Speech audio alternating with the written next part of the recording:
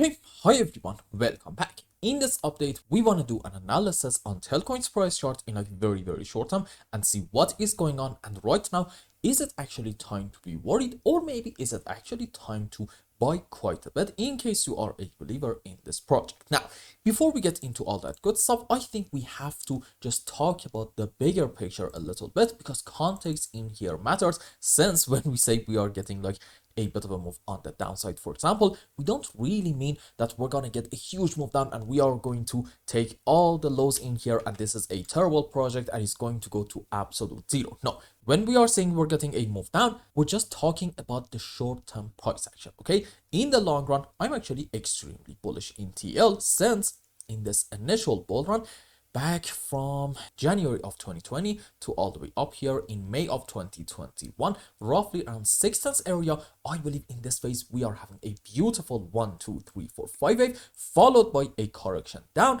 And right now, I'm gonna say we are probably having a correction to about this low, and on a higher degree, if we are lucky, then okay, this is 1, this is 2, and then what's next? A big move up into wave 3, 4, 5, which only and only in this phase in TL, I'm expecting to take the all-time high in here about, let's say, 6.5 cents area, and I'm really hoping that we are going to go quite a bit higher than that. Now, whether we are going to get that phase in this current cycle or not, you know what, fair enough, that can be a little bit up for debate, but just understand that the general picture is actually looking quite optimistic. And even if you're not a fan of this 1, 2, 3, then okay, may I suggest at that point, just consider this as an Elliott correction for B. And once again, what's coming? Yep, conclusion is sort of kind of the same. Yet another move up into wave C, and in it, we are probably going to take the all-time high around 6.5 cents area.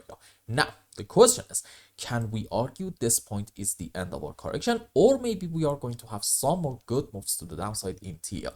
Here's the thing, you see, just in case we're not going to get surprised, let's just expect a bit of a move to the downside in order to take the lows. And at that point, I'm just going to entertain the idea of having an A, B, C in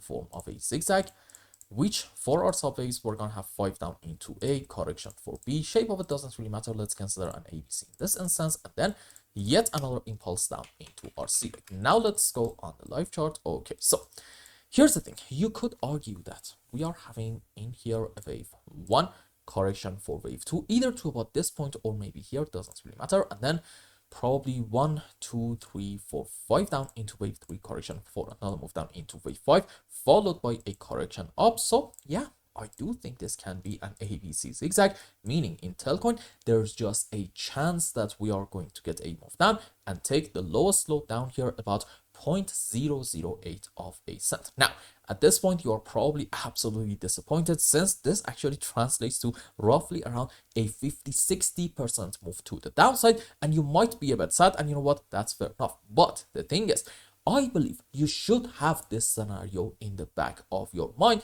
However, as long as we are not seeing two very important signs, I think it makes sense to be a little bit optimistic and maybe say from this point we are having a 1, 2, 3, 4, 5, and since clearly in here we have overlapping of the waves, this is going to be an expanding leading diagonal into wave 1, correction for 2, and then what? Hopefully before we go down and take the lows in here, we are going to get a magnificent bull run into wave 3 and 4 and 5.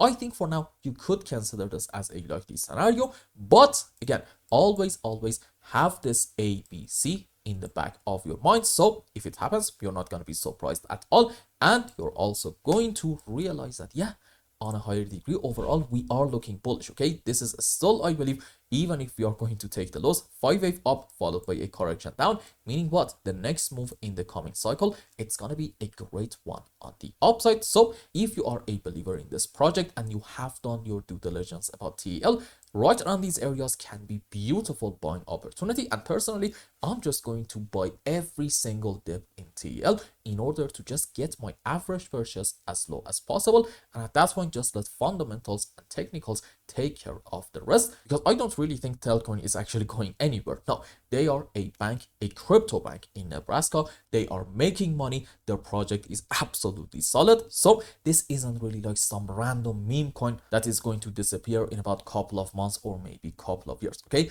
the TELCOIN story is way different than a whole lot of other altcoins. Now, having said all this, the question is, why is it that we should consider maybe this 1-2 scenario as a likely possibility and not necessarily that A, B, C, which and that we are going to get at least in the short to mid-term, maybe in the next couple of months, something like a 50 to 60% more downward price action? That's because in terms of classic TA, I don't really think we are right now at least in a position where we should expect some insane moves to the downside. Let's go on daily time frame and tell you what is going on. You see, in terms of classic TA, meaning support and resistances, in here we do have a very important, even right now you could consider this as an area of support between 0.18 to about 0.22 of a cent area. And again, this is from weekly and daily time frame at the same time, meaning if you want to say this thing is broken, you need to go on weekly charts, see an initial candle close under here, then a pullback, then a continuation of the move down. And the moment that we take this low, yep, you know what, this thing is confirmed as a broken support. So do we have this set up in weekly chart or not? As you can see, so far we're just having a candle close under here. So if we see a pullback and then a continuation of this phase to the downside, okay, that's going to be a bit of a different story. And I'm really hoping that we're not really going to do that. Instead, from these areas, possibly even a bit lower, we're going to have an immediate bounce back and just confirm that this was, you know what, just a simple fake out, no problem at all. So in terms of classic TA, I do think this is a very important support area, and right now it's not really broken yet. But let's say, okay, we are going to actually get a break of this. At that point in TL, I need you to have your eyes on this decent area between 0.14 to about 0.16 of a cent. And I'm not here to tell you that this is as strong of a support as this thing. Absolutely 100% not, but this is a support nonetheless. And let's hope that we are going to get a very strong rejection off of this thing, because God forbid if we are going to get a break of this support. Look guys, at that point, I don't really think that in TL we are having a whole lot of strong supports under here. Hence why, yeah, maybe at that point you should count on that 50% move to the downside that we talked about earlier. Bottom line is, as long as we're not getting a break of this and also this area, I think makes sense to be a little bit optimistic and maybe count on this to be a 5-wave up followed by a correction down, and hopefully right around the current point we are going to hit our final lows. And we do actually have right now at least some optimistic signs suggesting in like very short term the momentum is actually to the downside running out. But first, let's go on 15-minute time frame. And it's very important to understand that in my own time, I rarely go on these time frames, okay? I'm just doing this for the sake of educational purposes, so I'm thinking it's fine. Okay, here's the thing. Elliott Wave suggests if you want to be bullish on any chart and you want to argue, for example, in here, we're going to have our final low, then okay, off of your lowest low, you have to be able to find, you know what, a 5-wave. This specific count is called an impulsive structure. Rules for it are, we should not have overlapping of the waves between wave 2 and 4, and in any kind of 5-wave, this wave 3 should not be the smallest wave. And for our subwaves, there we go, we're gonna have 5-wave up into wave 1, 3, and 5. And for our corrections for wave 2 and 4, we can consider different possibilities. Let's say ABC for wave 2 and a WXY into 4. By the way, I just remembered that. How about the Fed actually holding rates and at the same time yields going on, DXY going down? This, my friends, is emerging market behavior, and I would highly suggest to actually do a bit of research and see what actually happens in these types of situations in emerging market.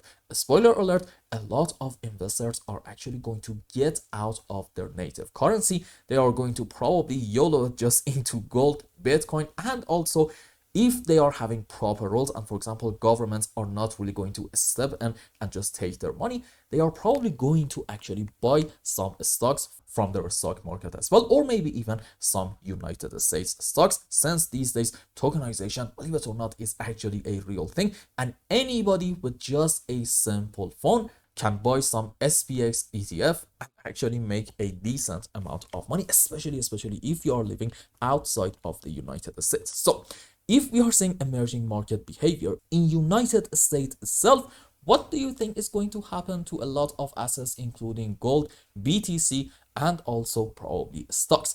Yeah, I think the conclusion is quite clear, so I'm not really going to talk about this anymore. Anyway, back to our video. Okay, so here's the thing. What do you have in here from the lowest low in TELCOIN? I do think you could argue this is a 5-wave to the upside, but you know what? In my view, this is probably just a 3-wave movement in form of an ABC, followed by probably, yeah, a flat structure to the downside like this. And then, yeah, this is absolutely a 1, 2, 3, 4, 5-wave. But the thing is, on a higher degree, off of the lowest low, I believe we're just having an ABC flat and not an impulsive structure. Meaning what? There's a chance that this point in TL, it's not really going to be our final low, and maybe after having like a bit of a move on the upside, we are going to get a move down and take the lows right in here. So in like very short term, if you see another move down, don't be surprised. You have been warned, and my suggestion is to have your eyes at that point on this very important level. Now let's go on weekly time frame and actually start checking indicators one by one, and then go on some low time frames as well. Okay, so what do we have in MACD?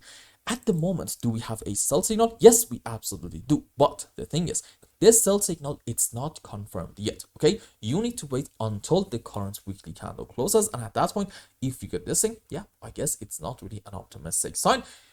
God forbid at the same time, if we end up getting that break of the support area that I talked about earlier, okay, that is going to be a not necessarily optimistic story.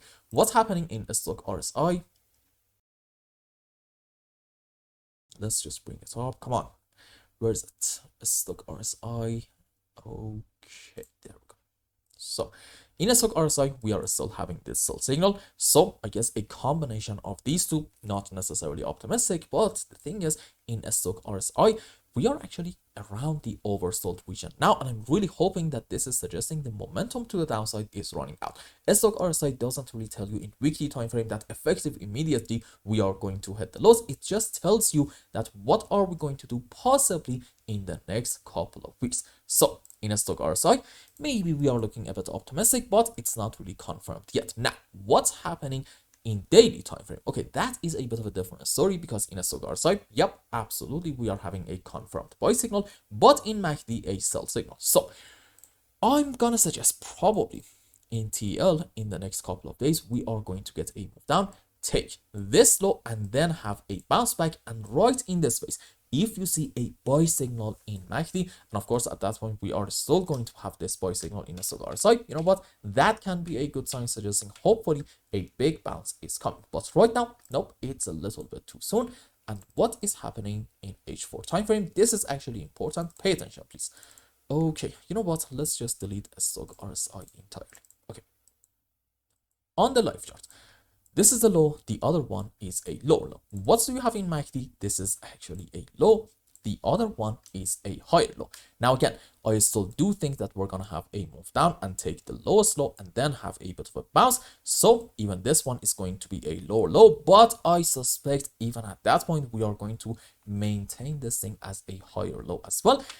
Indication of having a beautiful bullish divergence right in here. Now, the important point to consider is this: a bullish divergence by itself is a fantastic sign suggesting the momentum to the downside, at least in the short term in TELCOIN, is actually running out. And when you combine that with the fact that we are quite close to this important support area, yeah, this could be a great, a strong signal, no problem at all. Now, the thing is, God forbid if we get a rather strong face down in here, and at that point you see TEL getting a break of this important divergence line. Guys, be careful, that might be a bit of a different story, because when you are getting a break of the line, number one, the bullish divergence itself at that point is just completely invalidated, and number two, as a result of the break of that line, our move down is going to get accelerated quite a bit, and who knows, maybe at that point we're just going to get a break of this thing as well. Meaning what? Yeah, maybe we should expect that great strong face down that we talked about at the beginning of the video. Bottom line is this: I think right now in TL we are looking optimistic. Maybe in the short term we are going to have another 10% face down, but odds are from here we are going to witness a good move on the upside, and when we get this thing we are going to make new videos and talk about the shape of it, because honestly the move itself is not really that big of a deal. It's sort of kind of predictable. What really matters is the shape of it, and when we get this we are going to talk about it. And I hope I explained everything well and you understood what is going on in TELCOIN's chart, and until the next update I hope you have a wonderful time. Goodbye.